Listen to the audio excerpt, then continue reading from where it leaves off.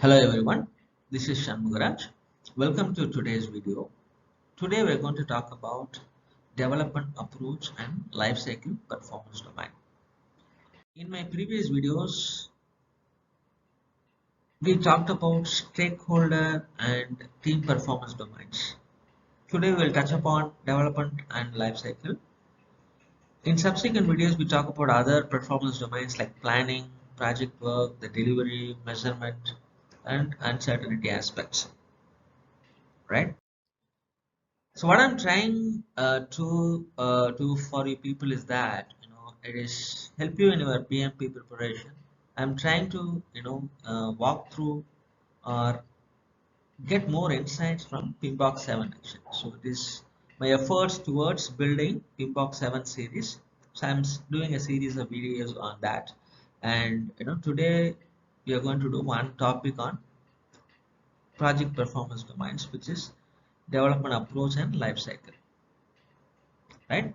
So what exactly we are expecting from this domain, what the project manager can look at from this domain is that a development approach, the life cycle performance domain addresses the activities and functions associated with the development approach, delivery cadence, and life cycle phases. So basically you need to understand, if you are a project manager, if you are a project member or whoever it is, you need to understand, is my development approach make sense for my project deliverables? Is the delivery cadence chosen is making sense to the business value and make sense to the project deliverables, right? And the life cycle phases is adding value to business and stakeholder, what is being defined from start to end of the project. So that's what we need to ensure, that these are the associated functions and activities in this domain. How do I ensure as a project manager the effective execution of this performance domain? The first step is, I need to ensure that the development approaches are inconsistent with the project deliveries I'm doing. Right? You may be in different industry, you may be in specialty chemicals, you may be in software domain, you may be in construction. So the development approach you're choosing, it could be incremental, it could be iterative, it could be waterfall, it could be traditional, it could be adaptive, something like agile, it could be continuous delivery of DevOps. That should match your project deliverables. That is one important check actually. The second thing you need to look at, that the project lifecycle you're choosing, right? That should connect the delivery of business and stakeholder value from the beginning to end of the project, right? Whatever the expectations, the needs and wants of a stakeholder and business teams, the lifecycle and phases should facilitate and connect that action. Similarly, your lifecycle should facilitate the delivery cadence and the development approach as well. In turn, it will facilitate the effective production of project deliverables as well, right?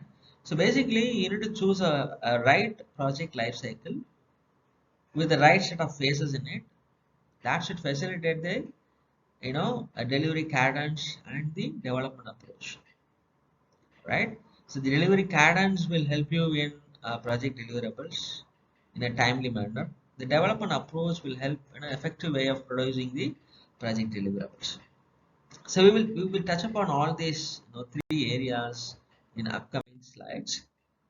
Before that, let me give you a quick idea about what are the certain key terms we are going to discuss in this domain and what does it mean for us. There are 5 key terms that are discussed in PMBOK 7. The first one is the deliverable. What do you mean by deliverable? It's a deliverable nothing but an unique, verifiable product or a result or a capability to perform a service that is required to produce, to complete a process or a phase or a project, right? A completion of metro rail a project is a deliverable, right? It might have number of internal deliverables or different chunks of, if you do the work breakdown structure, it might have a different work packages and everything, right? A deliverable can be a document, a deliverable can be a software application, it can be a simple validation, a report, it can be a release notes, right? So anything which is unique and you can verify against your product or project requirements, it's a deliverable. The development approach, a method that you are going to use to create and build and evolve the product or service during the project life cycle. It can be predictive, something like waterfall. It can be iterative and incremental. It can be adaptive, something like agile or a hybrid. You can use all the different methods in your project, which is hybrid, right? Next term is the cadence. What is a cadence? The rhythm of activities conducted throughout the project, right? Sprint is a cadence, right? Iteration is a cadence. Every 2 weeks or 4 weeks, we deliver something. What is a cadence in which I want to, I perform the implementation or perform the delivery of software or whatever the product. Logic phase, the collection of logically related project activities. Alright, in a software world, we talk about requirement phase, design phase, implementation phase, which is coding and testing and final deployment. Right, that's how we separate our phases. Right, pharma industry has its own phases. It depends on every industry has its own way of grouping its activities. The last one is the project life cycle. The project life cycle contains a series of phases, right?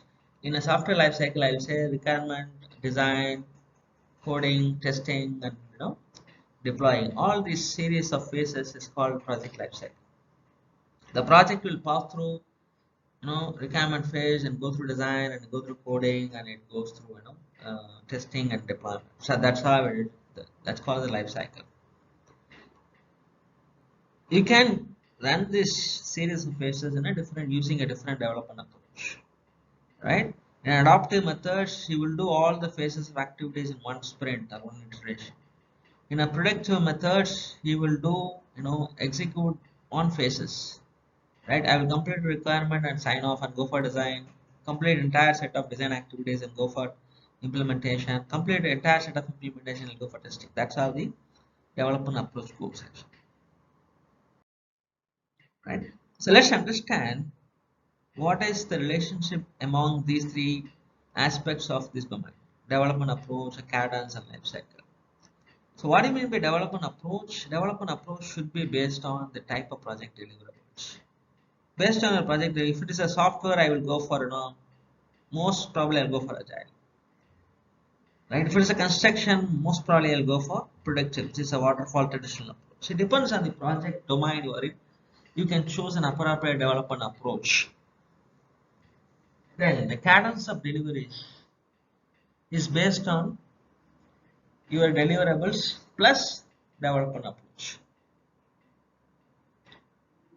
Right? If it is a traditional waterfall or predictive method, you will go for a cadence of delivery, every 6 months, every 1 year. If it is adaptive or agile methods, which you can deliver every 2 weeks or 4 weeks, you can go for 2 weeks of cadence, right? 4 weeks of cadence, which is suggested by other agile methods, right? That's the second part. How the relationship of life cycle with other aspects. The project life cycle is based on the deliverable approach and the delivery cadence,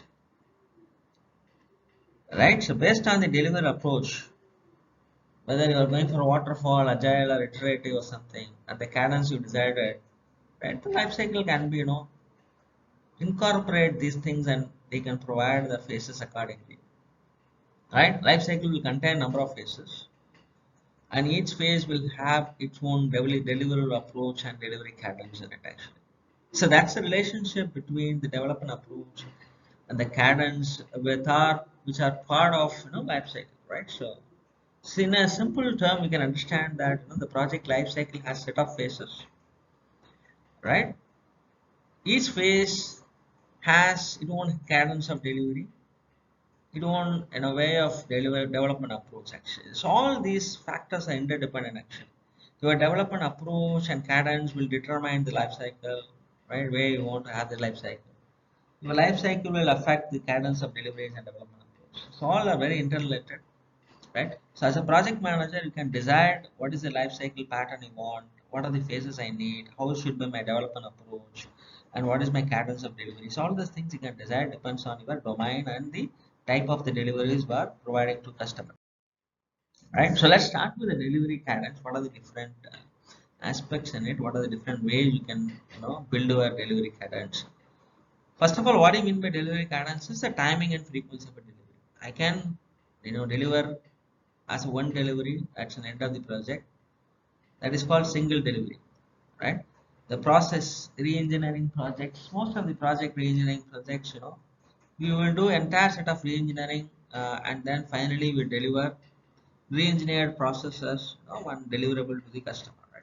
That's called single delivery, right? So if you look at that ERP projects which involves process re-engineering and the transformation activities, which has more of downstream and upstream activities, then it is better to do a one-time delivery rather than going for multiple or a periodic delivery. It's very difficult to in a process re-engineering with uh, where you do the transformation of processes, business processes, right? It's very difficult to do that, right? The second aspect is multiple delivery, right? So developing a new drug, right? So you can go for exploration phase, then the trial one, trial two, and final. So those things you can do multiple deliveries. The periodic delivery, the examples of software application development. Right? I can deliver my software every 2 weeks or 4 weeks in a periodic manner actually. That is called periodic delivery. There is new thing coming in the software nowadays, continuous delivery. It is highly adopted, using a method called DevOps, and it is highly used in developing a digital products. Right? You can continuously deliver it actually. Right? If you look at that, DevOps methods and everything. Every 30 minutes or every 45 minutes, and build has been done and is being deployed in the production. So that's called, whenever it's completely automated actually. DevOps is, a lot of automation tools are there. You can use something like Jenkins and GoCD. You can plan your continuous automation, So moment the person checks in the code, right? Check in the code in the repository and it automatically gets built and deployed, and a smoke testing, other regression testing suite is run, and then it's been deployed, production. So that's how the continuous delivery happens, right? Was very well used, digital projects, digital products. The next thing is development approach. So PMBOK talks about three development approaches: productive, adaptive, and hybrid. So if you look at that, adaptive methods like agile is more iterative and incremental, right? So I'll be doing a delivery every 2 weeks, which is iterative, and I will incrementally deliver a sprint on sprint. I will add on my features to the product. That is incremental. So, moment you go to the spectrum, if you go to more adaptive spectrum is more increasingly iterative and incremental. Predictive is almost a zero. It is zero iterative and incremental.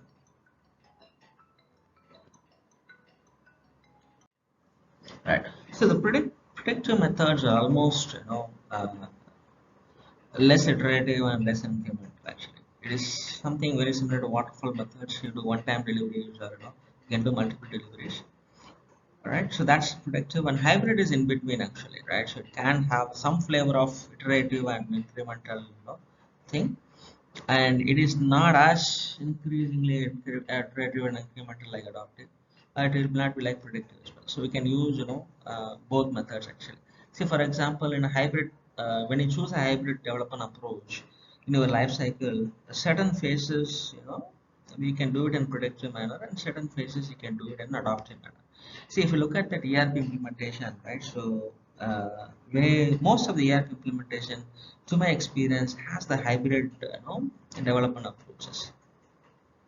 So initially, the blueprinting exercise will go in a predictive approach actually. So I'll be providing one set of deliverable.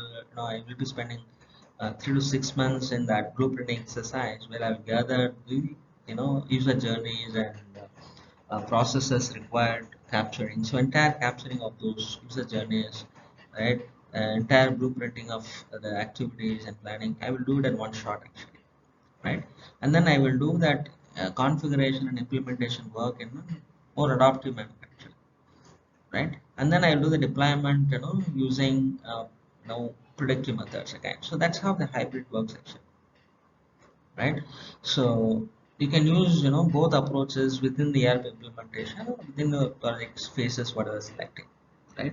So as a project manager, it makes more sense for that person to understand that there are these are development approaches and delivery cadence are available, so you can pick and choose the right method and right cadence for your project according to a project life cycle, right?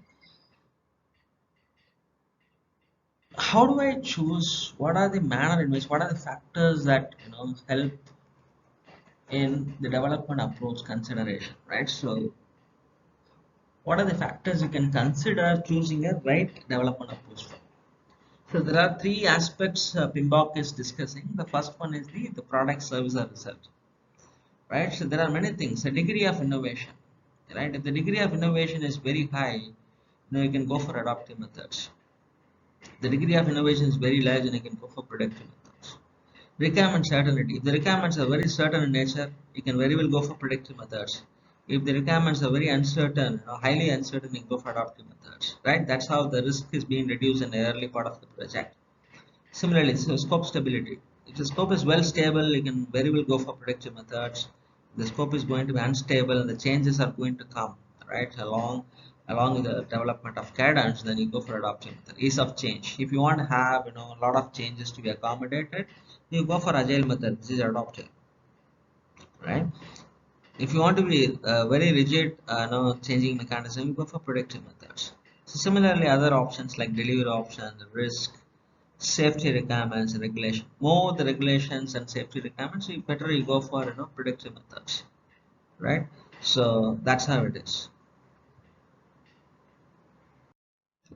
The second factor is project related consideration. Based on the stakeholders, you can decide the approaches, right? If the stakeholders are government and regulatory bodies, it's better to go for predictive methods. The stakeholders are internal to you, and the stakeholders are okay with the stakeholders are kind of a person. They give a lot of changes for you. You can choose accordingly, right? If you want to have an internal stakeholder, they are giving a lot of changes to me. I'll go for agile, right? That's where it is works for me. So similarly, the schedule constraints and funding availability, right? The funding availability. If you have a small fund, you want to develop, some kind of a minimum viable product, and then only when I feel success, I'll go for further funding. Then you go for agile methods or adaptive methods. You have a good funding, and entire 1 or 2 years funding is available for you, and you are more sure about predictive things. You can go for predictive things, right? Similarly, schedule constraint. If the schedule constraint that and I have to deliver that, go for immediate delivery, right? In a predictive delivery, it's very difficult to go for periodic deliveries, right? Either you can go for a single delivery or multiple delivery, right? So it depends on the schedule constraint. You can design the development approach. And the organization is another factor. It depends on the organization structure and culture, the organization capability and team size and location. That also defines your development approach. If my culture is more suiting to predictive, go for predictive. If my culture is suiting, structure is suiting more hybrid, you can go for hybrid. If the team size is small and location is very remote in nature, if it's a very remote location, for agile you need small team size and you need to be co-located, right? The requirement is for agile and adaptive methods is that. But nowadays, even the team size does not matter. Even the what are the size you are remote, agile is also works actually. But because the size and remote is more, you can go for predictive methods. So accordingly, you can choose that, right? So let's discuss on life cycle and phase definition. This is one example of sample of predictive life cycle, right? We'll start with feasibility study, go for design, and then build, test, deploy, and close. This is a sample waterfall method used in early 2000s. Still, 2010s, the software industry is using waterfall methods. And this is a sample life cycle with an incremental development approach. Right, so what it does is, it is not adaptive, it's not predictive as well, right? It is using an incremental development approach. I start with the conception, I do plan, designing, and building, and then I do another set of planning and designing and building, and that I do that incremental delivery, right? So if you overlap, incremental flavor into predictive, that's how it looks like.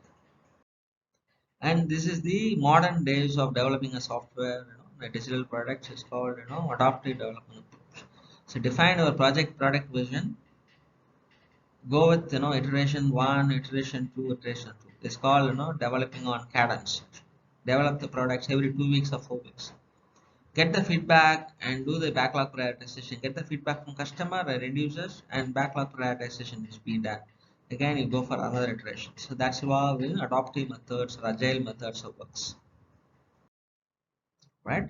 So how do I, measure my outcomes? How do I check my results in this domain, right? So initial part of the discussion, we discussed about, three important aspects of effective execution, right?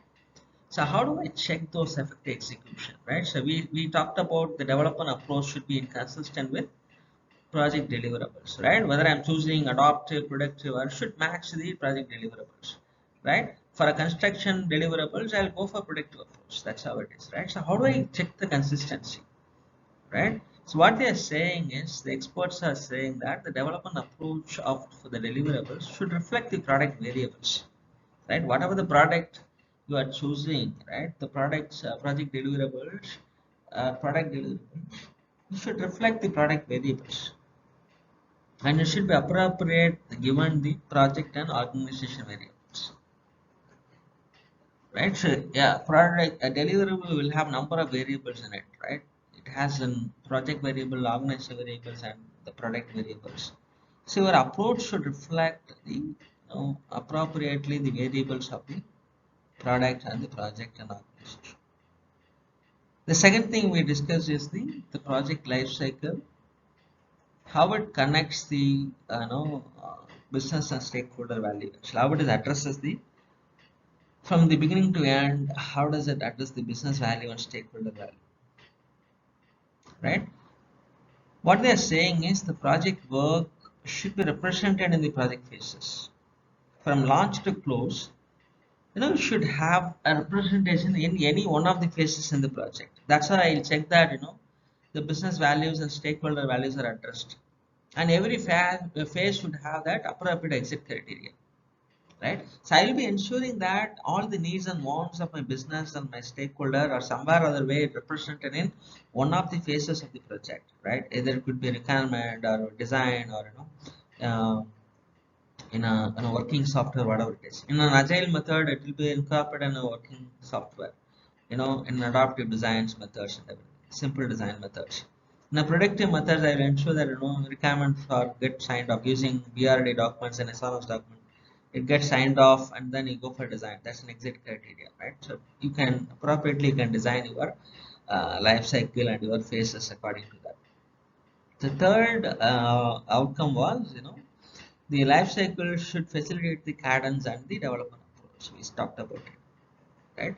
So how do we check that, the cadence of this development and testing deployment should be represented in the life cycle phases, right? So in an agile method, how do we define the cadences? Every 2 weeks, right? Timing and frequency is every 2 weeks or 4 weeks. But we do the development, testing, deployment within that 2 weeks or 4 weeks.